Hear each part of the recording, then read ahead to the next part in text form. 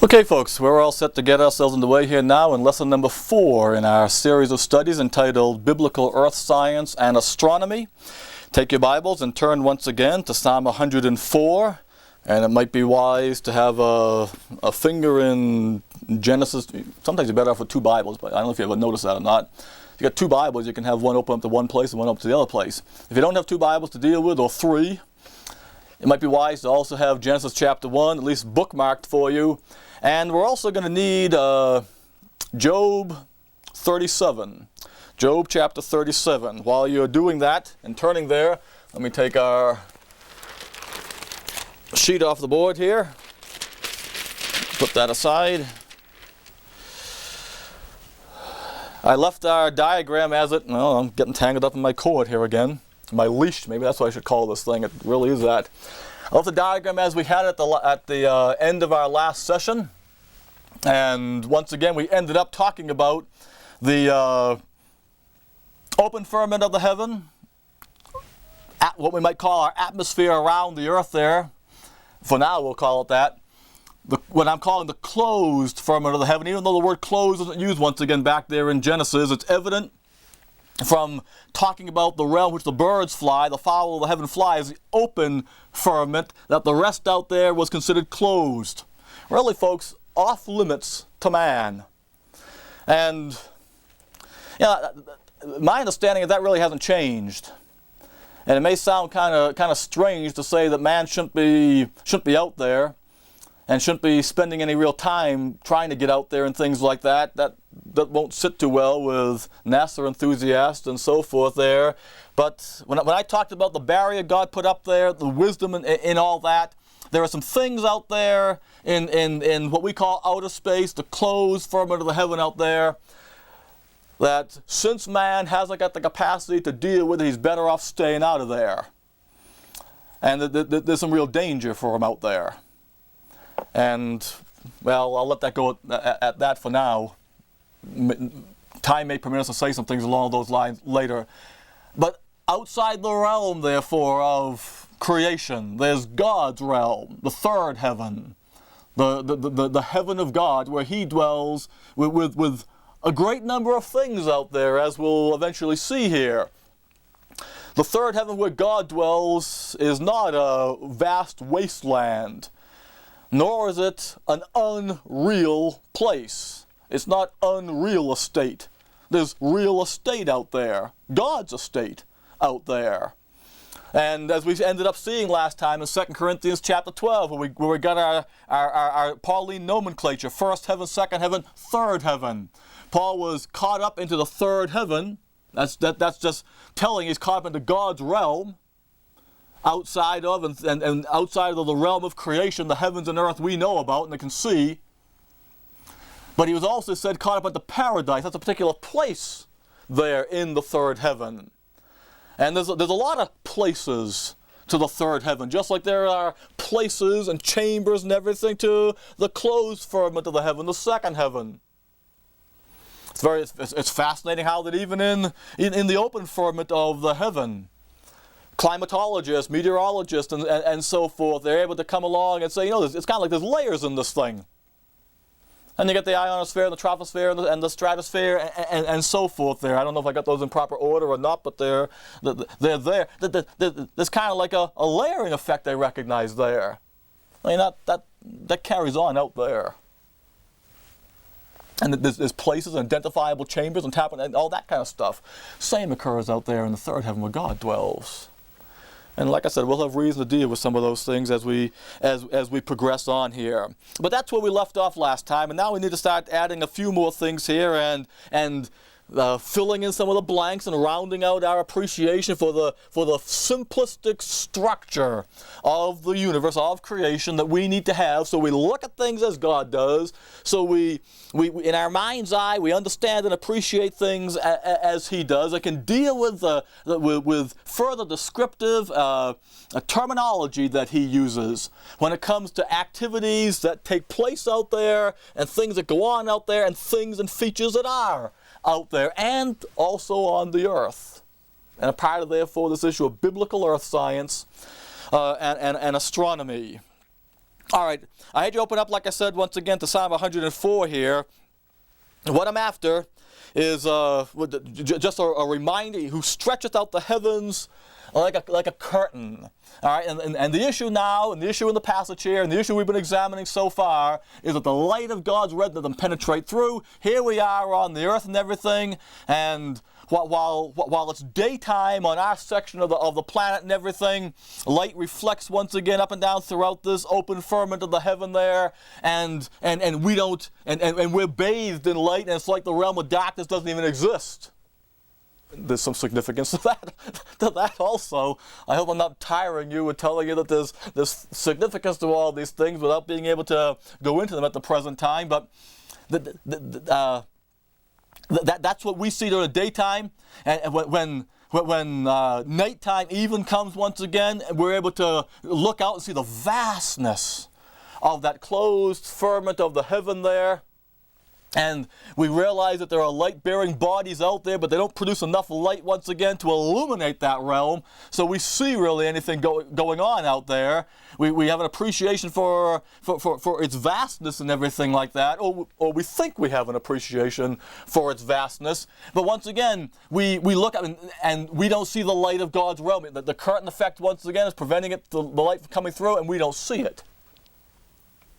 Now, I want to add one more concept to the issue of the heaven and the curtain and an effect it has, especially to us on the inside of creation. Come on to Job chapter 37. Job chapter 37. Now we'll be looking at Job 38 again in just a few minutes here. My plan and purpose, or my thinking anyway, is to have us begin to focus upon the earth and make some progress here with respect to the earth itself, beginning in this hour, and we'll see what we do, and hopefully we'll be able to do that.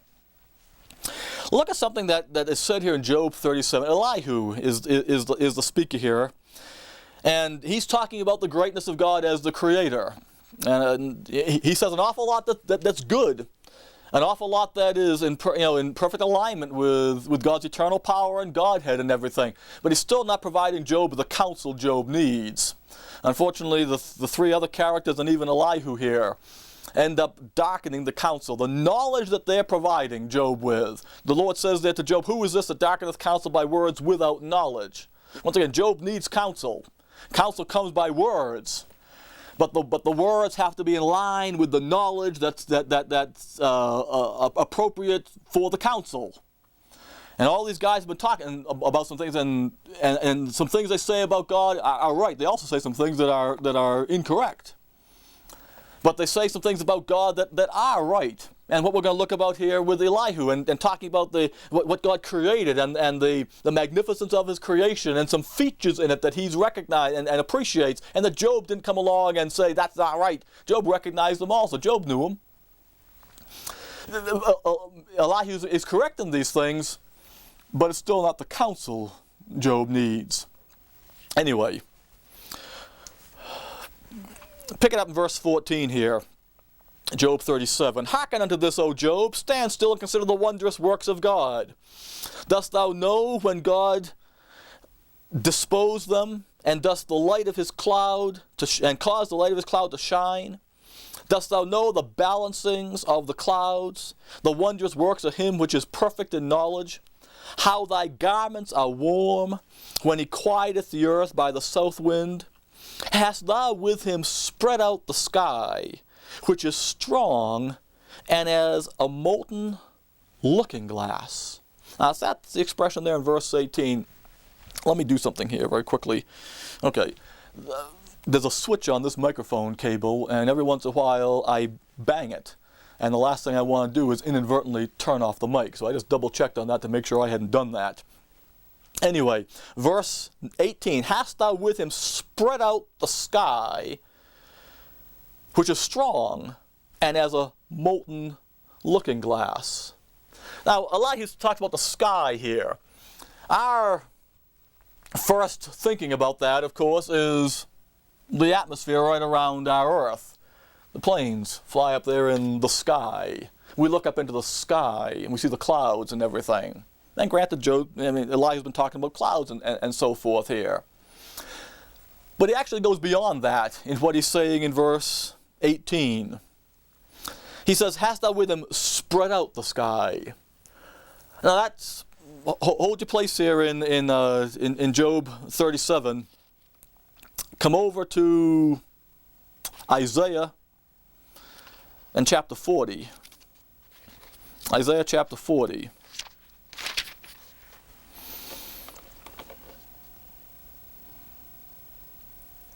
Isaiah chapter 40 and verse 22. This is a verse we're going to be returning to, and probably near the end of this lesson, if not in the next lesson, because it is a fascinating and extremely important statement that God makes here to Israel when it comes to his design and purpose for the earth and creation as a whole, but the earth in particular.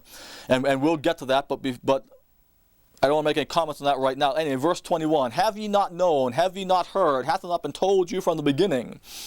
Have ye not understood from the foundations of the earth? It is he that sitteth upon the circle of the earth, and the inhabitants thereof are as grasshoppers, that stretcheth out the heavens as a curtain," there's that concept again, "and spreadeth them out as a tent to dwell in, that bringeth the princes to nothing, and maketh the judges of the earth his vanity," etc., etc. here. We got the issue once again, the stretching out the heavens as a curtain. We're familiar with that. But when we were in Job 19 last time, I told you you got the stretching out and the spreading forth issue. I believe it's Job 9, in Job 26 there. You got the stretching out as the curtain, which we've been focusing upon. Then I said you got to remember, he also spreads them out. All right, they're stretched to function as a curtain, and they're spread out also. And in connection with spreading them out, he garnishes the heavens and decorates them once again with the stars and everything. Well, in Isaiah 40 there, you got the issue of a tent. That's what we're going to focus upon a little later on there.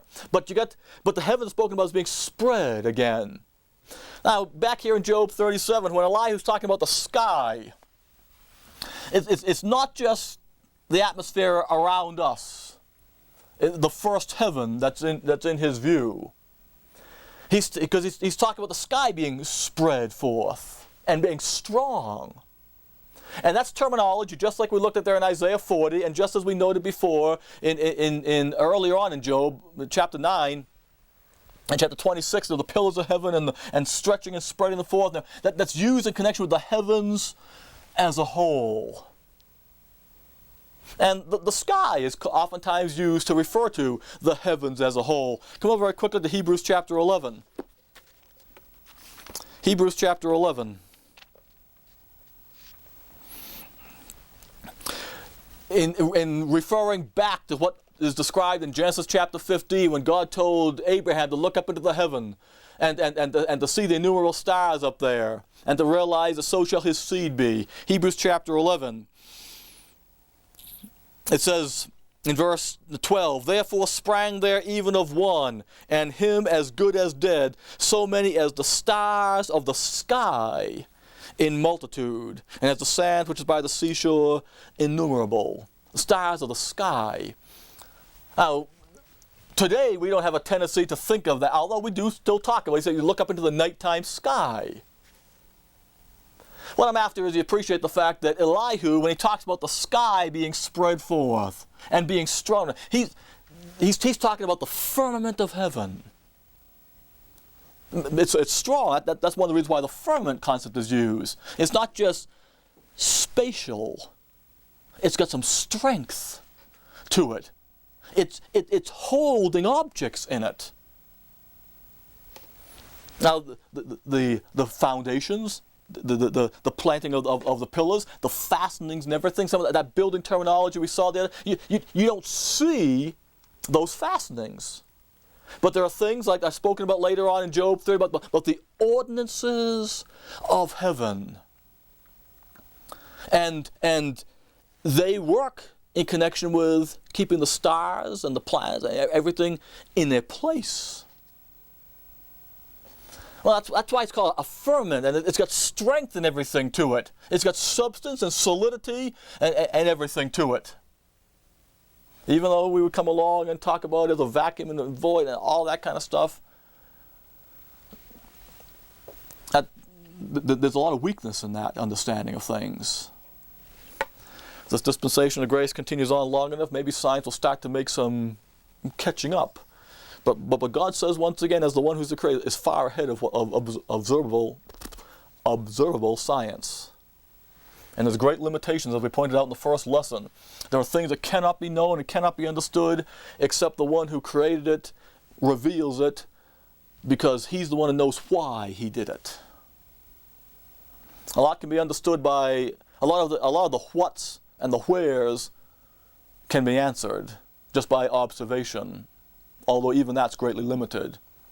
But the hows and the whys can't be answered but by the who did it. And those are some of the things we're looking at once again in connection with biblical earth science and astronomy. And we're not only looking at the who and some of the hows and gaining an appreciation for the whys, but that all's coming about by looking at it as God tells us to look at it. And he's the master communicator, and he's not communicating by language of accommodation and figures of speech and everything that have weakness and are detrimental to understand. No, he's communicating in the very way in which he wants you to understand. And it's fascinating. He doesn't stop using that terminology. When you get to the details and the prophets in the book of the Revelation, for example, Hebrews to Revelation as a whole, dealing with the end result of God's program with Israel and the establishment of his kingdom here on this, he's still using that terminology he used back in the Psalms and he used in Job. He doesn't change his view, but he doesn't come along and say, oh, you guys are so much smarter now by what you've learned and everything. I can come along now and talk to you about this differently. He doesn't do that. He still uses the terminology. He started off talking smart to you and I about this stuff. That's why he tells Job, gird up your loins like a man. I'm not going to baby talk you. I'm not going to talk down to you. I'm going to talk to you as the one who did all this. Now I'm going to talk to you as if you stood right beside me and watched all this whole thing take place. And folks, you want to be scientific. That's as scientific as you can get. Anyway, where are we here? Verse 18, hast thou with him spread out the sky, which is strong? Once again, it's not just the atmosphere. He's looking at the whole thing out there. The heavens have been spread out once again. They're strong. They're that firmament comes. They're holding objects in them. He guides them and placed them and set them in their places and so forth. But it's really the last expression in verse 18 I'm after here now. He says, and it's strong and as a molten looking glass. Now you know what a looking glass is. It's a mirror. It reflects. Now, that's easy to understand when it comes to that first realm of the heaven right around us. I mean, light's reflecting off that all the time and everything. And we look up and we see blue sky when the clouds aren't there. And that the light's reflecting back. But the whole sky of the heavens is being looked at. And folks, that other barrier, curtain out there, to the second heaven, functions like a mirror as well. And the light that is produced within the realm of creation, you got a light-bearing body there, for example. Let that thing represent a star. It looks more like a black hole as far as the illustration goes, but producing light. Light's coming out of that thing. Some of that light goes out, hits the looking glass, comes back. You want to talk about new stars appearing to appear all the time? Science talk about as they would say, the effects of the Big Bang, so to produce creation and everything, so to bring everything to existence. in microsystems, everything taking place out there, and this must be going on because new stars appear to be appearing all the time. Well, they got a whole bunch of problems with other things beyond that in their theory and everything. But if that thing out there, if that final barrier between the second heaven, closed firmament of the heaven, and the third heaven is not only functioning as a curtain, but is mirrored on our side, then you're going to have light from the stars of creation hitting it, bouncing off. Eventually you're going to have bing, bing, bing, bing, and some of those bings are going to eventually come back to the earth in the center. But instead of a new star appearing, you're just kind of seeing the reflection of that mirror out there. Not only that, with that mirror effect out there, there's the illusion that it's endless going out there. You ever look into a mirror? I know you've looked into a mirror. But you ever look into a mirror and just seen that it reflects the infinity of space behind you? Most of the time we look in a mirror and we're concerned with just us in the mirror. That's how wonderful fleshly we are. We look in a mirror to see ourselves. You look in the mirror, though, and if you take your eyes off yourself for a moment and look at what's around you, you see the vastness of the space behind you. Now you get that mirror far enough away from you, and it appears like it just goes on, and there's no end to it. In fact, interior decorators, man, they know that trick. You want to give the appearance of much larger space in the room you're in, even though you're really not going to increase the space. Either put a big mirror on one of the walls or mirror the entire wall. And you'll get that illusion of endless space going off there. Well, man, folks, if that thing is as a molten looking glass, it just has the appearance that it goes on without end, immeasurable.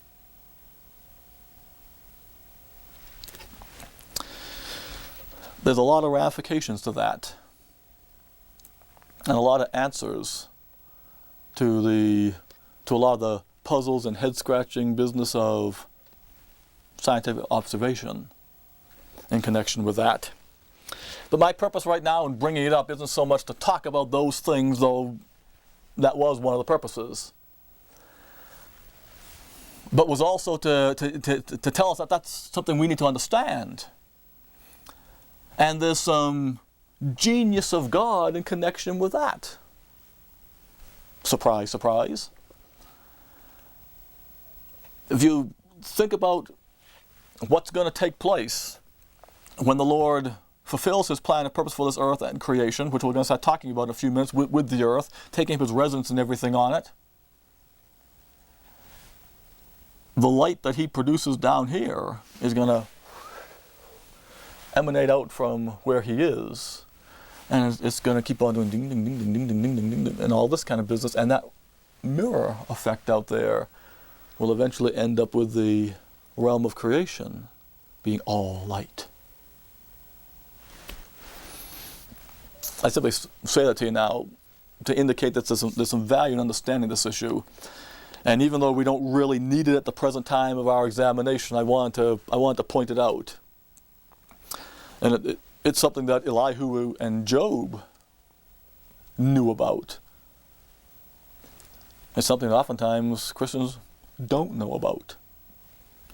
Anyway, let's start to make some progress here now in some further details.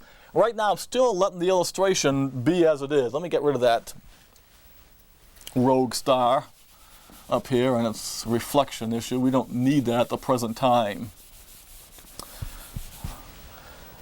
Eventually, I'm gonna finish off this thing, and we'll come down here. We'll end up with a spheroid type effect,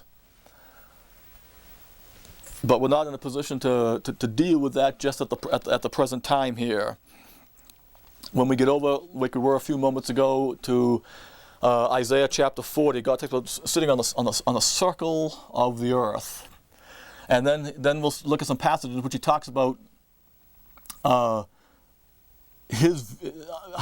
things are to be viewed from his perspective in the third heaven with respect to the earth. And he talks about that lowering parts of the earth concept. And really, when you get into the heart of the earth,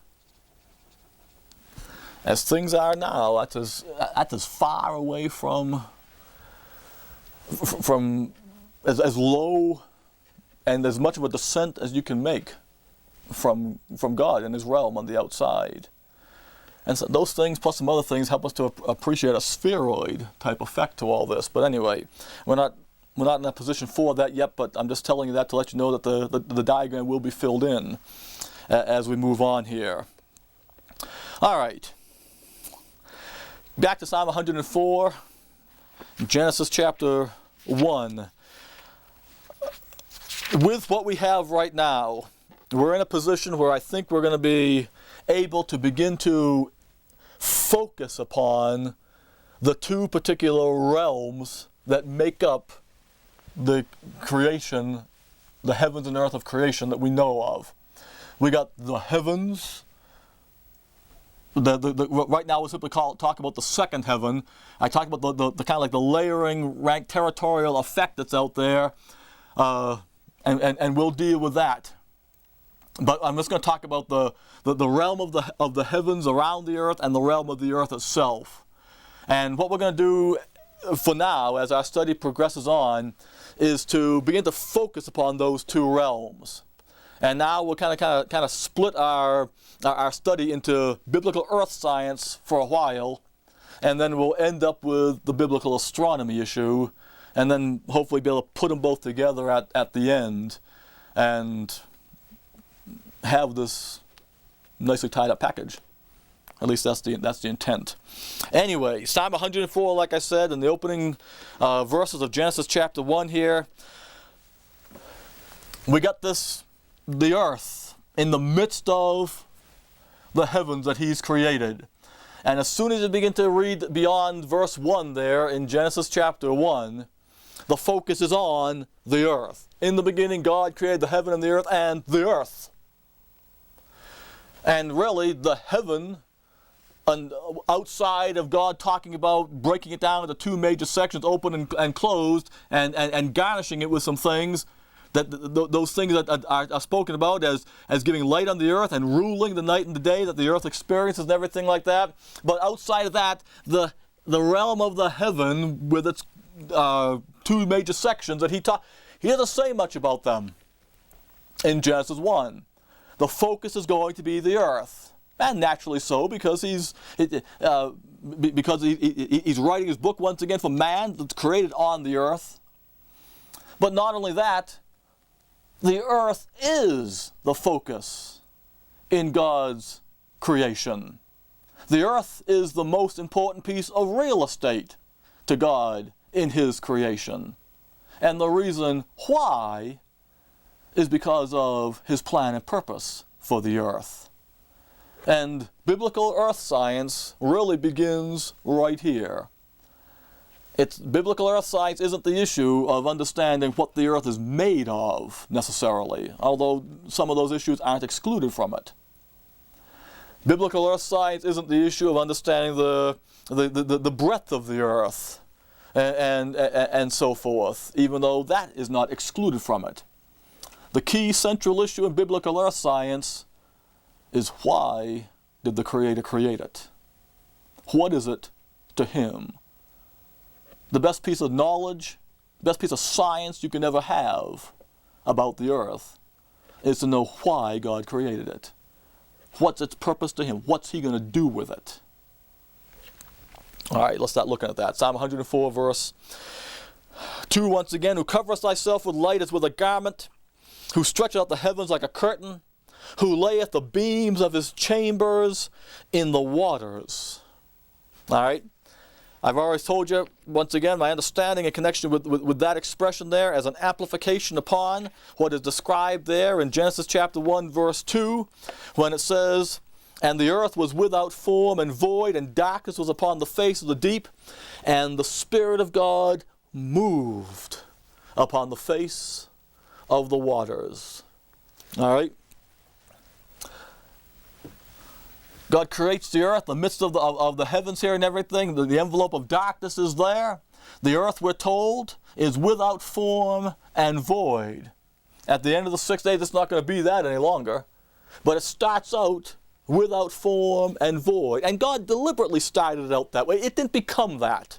It says right there, and the earth was. You don't need to change the translation there or anything like that. It didn't become it. It was that way. And God deliberately started it off that way. And we'll deal with Isaiah 45 when people come along and think it's not saying that. We'll deal with that. But it started out that way, and God deliberately started it out that way. Because He is going to do something with that piece of real estate right in the midst of creation there that's going to be it's going to be consistent with His plan and purpose for that creation. But He's also going to do it over a period of 6 days so that the angelic realm that's up there with Him and everything, as they sing together, as those morning stars sing together, as they shout for joy over what's going on and everything, they shout for joy with comprehension. And by seeing Him do what He does as He takes this earth, and it goes from being void and without form to being populated and having a very particular form to it, as they see that, they understand what's going on, and they realize what that piece of real estate's all about. And they realize why it's placed where it's placed. And they realize why the mirror is on the inside of the curtain. And they realize a whole bunch of other things.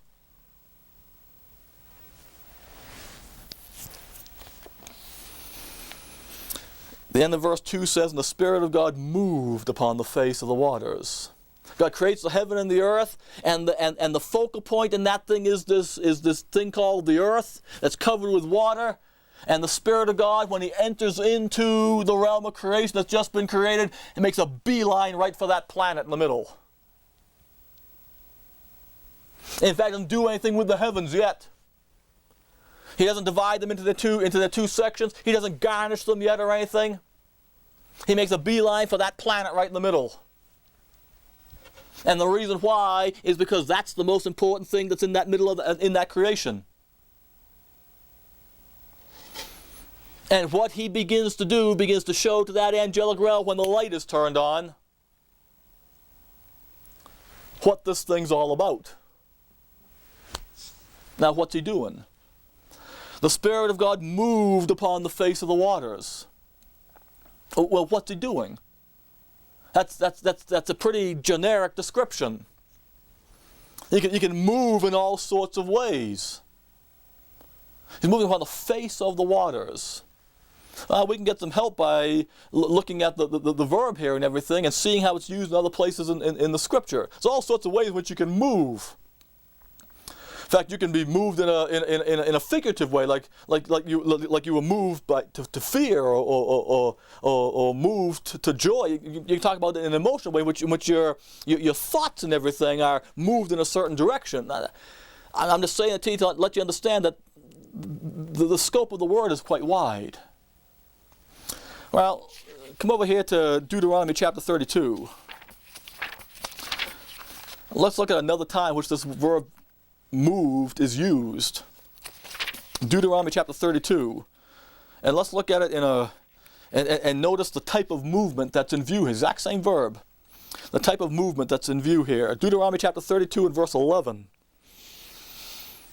As an eagle stirreth up her nest, fluttereth over her young, spreadeth abroad her wings, taketh them, beareth them on her wings, so the Lord alone did lead him, and there was no strange God with him. This is people of Israel, part of the Song of Moses. But God likens His actions unto an eagle in a variety of ways.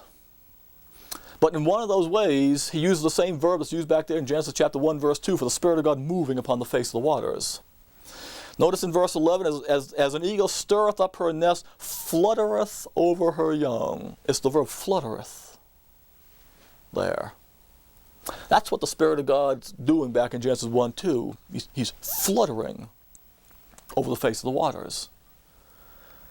Now, what's that mean? He's flying all over the place and moving all over the whole planet and all that kind of business? Well, it may have started out that way. But just as the eagle here, it's fluttering over her young.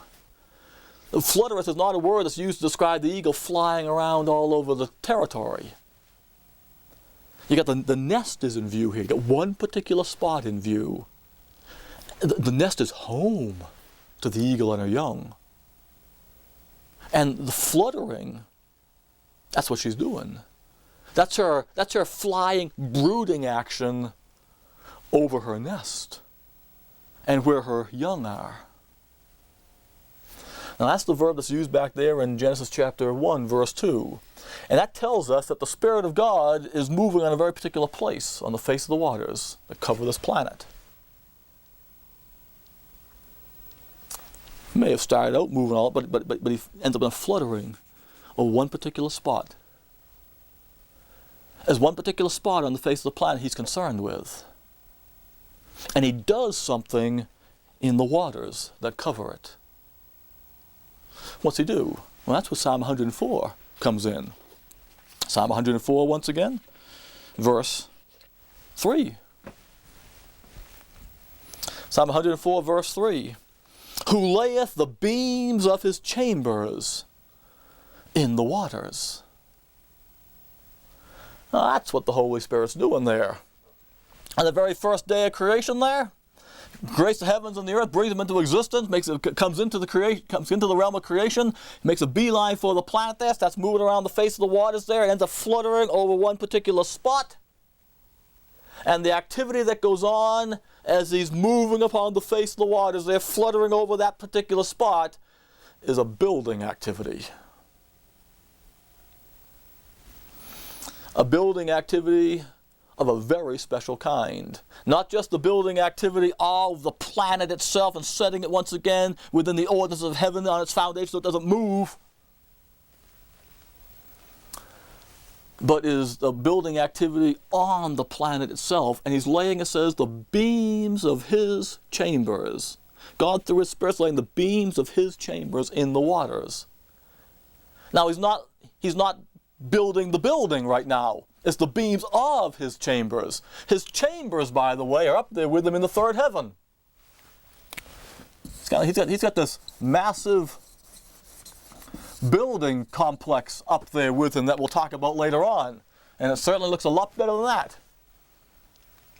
He's got this massive building complex up there with him in the third heaven that he's been the builder and maker of. He drew up the plans for it. He constructed it. He used the materials that he had with him in the third heaven to construct it and everything. But his intention is to bring that thing down onto the earth. His intention is to set up his residence on the earth. The earth has been created by God to exist in the midst of his creation as the place of his residence in the midst of creation. And at a very particular spot on the planet, on the very first day of creation, the Holy Spirit laid the beams for God's chambers in the waters.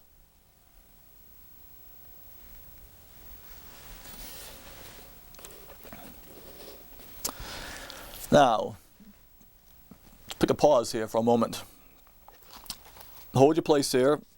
Come over to where we were a few minutes ago at the beginning of this lesson, Isaiah chapter 40. Yeah, Isaiah chapter 40. Let's go there.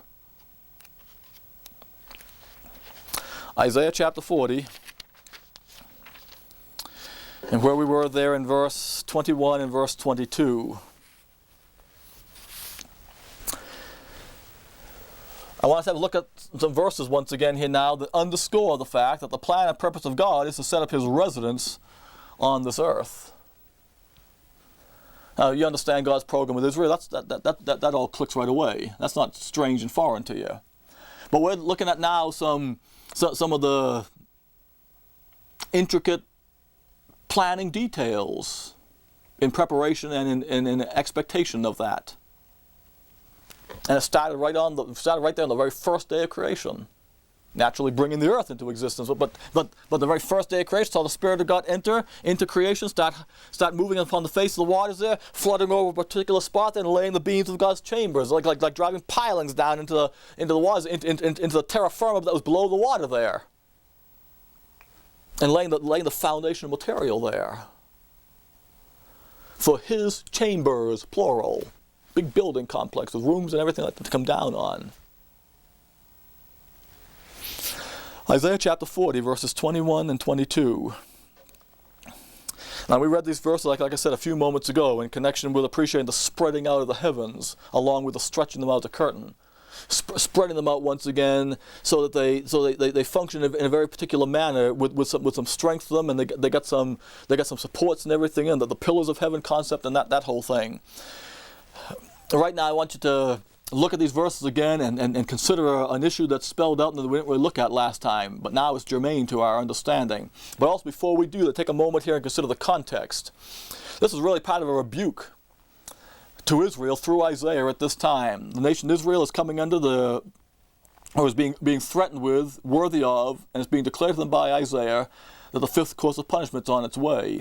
And Isaiah is given information about how that fifth course of punishment is going to run, its various installments and all this kind of business.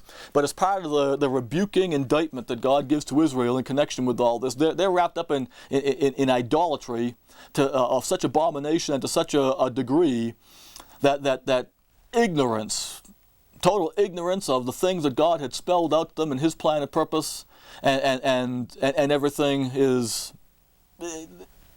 It's what characterizes the nation, ignorant of the plan and purpose of God with them. And also, as they have been told the things that are going to happen, there's moaning and groaning going on, and talking about the Lord's destroying His people, and forgetting the covenant and all this kind of business. And in truth, they've destroyed themselves, as the Lord says, and they're the ones that forget the covenant. But as they do that, the Lord responds, and His reproving rebuke really starts here, at least in this section of Isaiah 40. It carries on for about the next eight chapters there, and it strengthens as it goes on. But it starts off here with the rebuke of Israel as if, haven't you understood anything even from the beginning? Can't you even look at the earth and remember what I told you I created this thing for in the first place? And your role as my nation in fulfilling that purpose? And yeah, really, folks, when God comes along and says, "Can't you even remember the ABCs of what I taught you?" It's a stinging rebuke. And that's the situation Israel's in here. This is the ABCs of the knowledge God wanted. This is what they should have been learning in kindergarten type thing. They got to go back again. Anyway, I just want to say it to you, have an appreciation for it, have an appreciation for the way in which God says what He's going to say. Verse 21: Have ye not known? Have ye not heard? Hath it not been told you from the beginning? Have ye not understood from the foundations of the earth? It is He that sitteth upon the circle of the earth, and the inhabitants thereof are as grasshoppers, that stretcheth out the heavens as a curtain, and spreadeth them out as a tent to dwell in, that bringeth the princes to nothing, He maketh the judge of the earth as vanity. And goes on and on there, and takes that off as the foundation for His rebuke and deals with Israel on the basis of that. But the things the Lord has to say in verse 22, it's as if Israel doesn't know these fundamental issues. It's as if they haven't understood from the foundations of the earth. They haven't understood from the description that's been given to them concerning what God did when He created the earth in the first place. When you get over to chapter 45 again, he'll harken back to it, pull it up one more time, and He'll come along and say, "I didn't create the earth void and without form." And that's where people get the misunderstanding. They act as if what He's saying is, I didn't create it as it's described back there, and they got to read the rest of the passage and take it within its context. What He's saying is, I didn't create it to be left that way. He says, I created it to be inhabited, and the issue is by me. Well, look at it here, Isaiah 41. You got to handle 41 before you get to chapter 45. Verse 22, It is He that sitteth upon the circle of the earth, and the inhabitants thereof are as grasshoppers, that stretches out the heavens as a curtain. That's the concept we're familiar with, and we went over that a few minutes ago. Spreadeth them out, and that issue. But notice he spreadeth them out as a tent to do what with? As a tent for some other people to dwell in? He spread them out as a tent to dwell in. Spread them out as a tent for him to dwell in. Ooh, now we're starting to get a little different perspective of things. As he creates and everything, as he exists out there in the third heaven, the heavens function as a curtain once again, preventing the light from coming through from the realm which he dwells in, preventing us from looking up there and seeing that realm and everything. The light that's even produced within here reflects back and everything and provides no capacity on that and gives a sense of vastness and everything that makes that realm where he dwells in seem almost so far off. You can't even imagine it. But now it's like he comes along and says, now, when I came in, that's exactly what he did on the very first day of creation. The Spirit of God entered in. By the way, he himself comes down. The second person of God, expressive member of God, the Lord Jesus Christ, comes down on the sixth day of creation. He's there standing on the earth. He's standing there. And he plants the garden and Eden and everything. He puts his hand to soil, and we'll get to that kind of stuff. But he comes in, and now the perspective's different. When you're on the inside, he said, I spread this stuff out now as a tent to dwell in. This is, he comes in and he's on the this is my I'm going to live in this place. And the heavens are going to be like a tent. Around, well, a tent provides an envelope of residence around you as you're on the earth. And that's what he is. He's on the earth, and he's saying, look at the earth. This thing's, this is the place of my residence, and the heavens out there have been spread out like a tent for me to dwell in. They're going to form the envelope of residence around me. By the way, you begin to understand some of these things and appreciate some of these things. You get an appreciation for the terminology he uses when as Job talks about him garnishing the heavens. We talked about that last time when we dealt with that passage. By his Spirit, he's garnished the heavens. When you garnish something like we talked about, you're really decorating it. You're beautifying it and everything. And it's like, well, if the heavens are spread out like a tent to dwell in, they kind of form like the walls of the residence and everything like that. And you hang pictures on your walls. You paint the walls the color you want and everything. They produce the surroundings of your residential environment and everything. And you put things on them that decorate and that you like and are pleasing to the eye. And you garnish your residence with those things. And that's what God's done with the heaven. He garnished them. And that's looking at it from his residence on the earth. Well, see, that's what the earth is to me. That he created a piece of real estate in the midst of creation. He said, that's the piece of land I'm going to put my house on. That's what he did.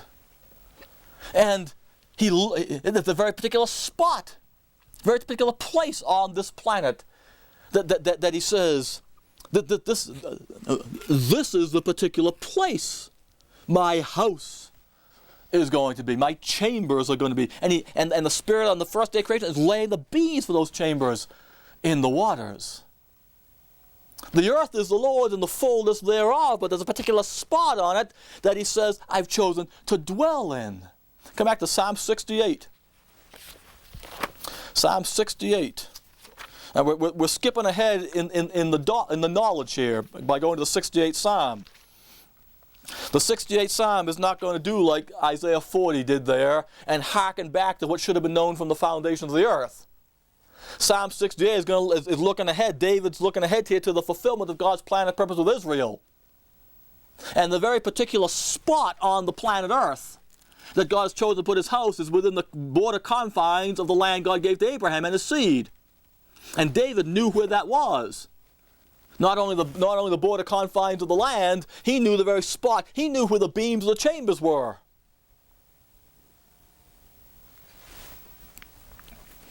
Psalm 68. Now, I'm not saying this psalm tells you David knew that. There are other things that tell you David understood and appreciated that. In fact, Abraham understood and appreciated that issue.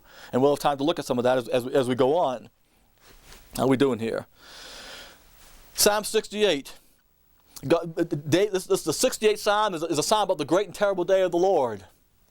For opening verses, David sees the Lord riding upon the heavens and Israel's help there and everything. Exactly what takes place in Revelation 19 when he mounts the white horse and comes back. David sees the enemy scattered and all this kind of business. He sees the repeat of the judgments and the presence of the Lord that took place at Sinai there, and the driving away of Israel's enemies and the vanquishing of them. Verse 15, the hill of God. Ooh, there's a particular hill that God says, mine. The hill of God is as a hill of Bashan, and high hill as the hill of Bashan. Why leap ye high hills, plural? This is the hill which God desireth to dwell in. Yea, the Lord will dwell in it forever. And there's a hill of God in the land of Israel that God's, I'm going to dwell there. I'm going to dwell there forever.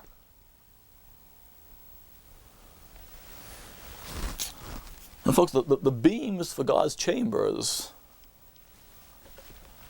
are at that hill. Come to two places here. We're going to have to bring this aspect of our lesson to a close. What we're focusing upon now, once again, folks, is the purpose of the earth. The fact that God created the earth to be his residence in the midst of creation. The fact that he's got a very particular place where on the very first day of creation, the Spirit of God is moving upon the face of the waters and was laying the beams of his chambers in the waters. All right, come over to Hebrews chapter 11, Ezekiel chapter 40. Hebrews chapter 11, Ezekiel chapter 40. We'll take Hebrews chapter 11 first. Abraham understood and appreciated God's purpose once again with the earth and God's purpose with him and his seed as God had delineated in the covenant he made with him when he called him out of Ur of the Chaldees.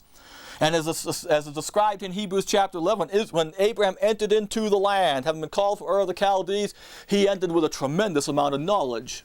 More than you probably think he had if you just deal with Genesis chapter 15 and following there. Although if you read it very carefully, you understand Abraham had a tremendous amount of understanding. God communicated unto him details of the plan and purpose that he had for him and his seed. But Abraham comes into the land. And as it says here, verse 8, chapter 11, Hebrews, by faith Abraham, when he was called to go out into a place which he should after receive for inheritance, obeyed, and he went out, not knowing whither he went. By faith he sojourned in the land of promise, as in a strange country, dwelling in tabernacles with Isaac and Jacob, the heirs with him of the same promise. Why is he dwelling in tabernacles? Why didn't he set up a permanent residence there? Why didn't he come in and build a city? Why didn't he do what some of his forefathers had done? Why did he live in tabernacles? Why did Isaac go ahead and build a city? Why didn't Jacob go? Why did they do what some of the Gentiles, some of the sons of Canaan had already done, build cities and everything? Because Abraham understood that when he went into that land, he was going into a land God had chosen for himself. And there was a particular spot in that land that God said, I'm going to bring the city I have built down and put it on that spot. Abraham understood and appreciated that the original design for this earth that was set forth in the first 7 days of the earth's existence never got fulfilled yet. And that something took place that postponed God from bringing his chambers that are up there in the third heaven down onto the beams he had laid for them. And Abraham understood what that postponement was all about, what caused it all, why it was still in postponement. And he understood and appreciated that the covenant God made with him and his seed to be a great nation on this earth and everything was now going to be the mechanical means by which he would fulfill that original plan and purpose, plus some other things. And so when Abraham comes to this land, he doesn't come and build a city himself. He comes dwelling in tabernacles, mobile homes that move around. And he did a lot of moving around. And so did Isaac and Jacob with him. And the reason why they did that, verse 10 says, for he looked for a city which hath foundations, whose builder and maker is God. Now the issue is not that he entered into that city expecting to find it then, and he's looking all around it and was disappointed because he couldn't find it. That's not the issue. The issue is, that's what he anticipated. That's what he knew the land was all about. That's what he knew God's plan and purpose with him and his seed was all about. And that his permanent residence in the land would not be permanent residence in the land until that city came down. That city's the heavenly Jerusalem. But notice it's a city which hath foundations, whose builder and maker is God. And Abraham says that thing's coming to the earth. God had laid the beams for those chambers, but the city hadn't come down yet. Verse 13, these all died in faith, not having received the promises, but having seen them afar off, and were persuaded of them, and embraced them. Notice they saw afar off. See, Abraham knew. Abraham didn't come into the land expecting to find the city. He saw them afar off. He knew there's a time schedule involved in this whole thing. In fact, God gave him a 400-year time schedule to start the whole thing off. He was persuaded and embraced them and confessed they were strangers and pilgrims on the earth. For they that say such things declare plainly that they seek a country. And truly if they had been mindful of that country from whence they came out, they might have had opportunity to return. But now they desire a better country, that is a heavenly. Wherefore God is not ashamed to be called their God. He has prepared for them a city. Now, people misunderstand that. They get the idea that what Abraham's looking for is to go to heaven. No. He recognizes that the land God promised him and gave him and everything, he's a stranger and a pilgrim while he's wandering around in it. He knows that until that city comes down and is on that piece of land, that piece of land is earthly country, suffering under the effects of the usurper and the curse. He's looking for a heavenly country. And the thing that's going to make it heavenly country is that God himself is going to bring his heavenly residence down onto the earth, put it in that country. He's going to dwell there, and it's his. That's what Abraham expects. See, Abraham knew the design and purpose of the earth. He knew it was to be God's residence. We're going to move here very quickly, and we'll deal with this passage a little later. Ezekiel chapter 40, verse 1. Ezekiel, and the visions that were given to him and everything, is taken by the Spirit into the end result of the day of the Lord and the beginning of Israel's kingdom with God's residence on the earth. And he sees, in the verse 1, the 5 and 20th year of our captivity, in the beginning of the year, in the 10th day of the month, in the 14th year after the city was smitten. In the self-same day, the hand of the Lord was upon me and brought me thither. In the visions of God brought me he into the land of Israel and set me upon a very high mountain, very one God had chosen to dwell in, by which was the frame of a city on the south. You go through these 8 chapters that end Ezekiel, and Ezekiel describes the land when the kingdom is established on it, and God sets up his residence on the earth and everything. And he sees the millennial temple there in the middle of the holy oblation and all this business, but he never sees the city. He sees the frame of the city on the south side of this mountain here. And he's able to describe the size and all that kind of business, and portions and orchards and everything that are on the side of it. But he never sees the city. And the reason why is because the city is the one that Abraham looked for. His builder and maker is God that comes down out of heaven and lands there. But Ezekiel sees the frame. The beams of those chambers have now been exposed. And he sees the frame. And then the city comes down on it. Folks, we're out of time for this lesson, and these things are exciting things, are fascinating things, and we'll be saying some more about them as we go on. But the issue right now is to appreciate the design and purpose of the earth. That's our focus now, the biblical earth science. And that very first day of creation, the Spirit of God's moving upon the face of the waters, and he's laying the beams of God's chambers in the waters there. And the issue is God setting up, preparing the earth for his residence. And the angelic creatures understand that. That's what they sing and shout about. And we're going to pick it up next time and start dealing with some of those issues and go on and see God change the earth from being void and without form to being populated and with the form he wants that matches his residence up there. Until next time.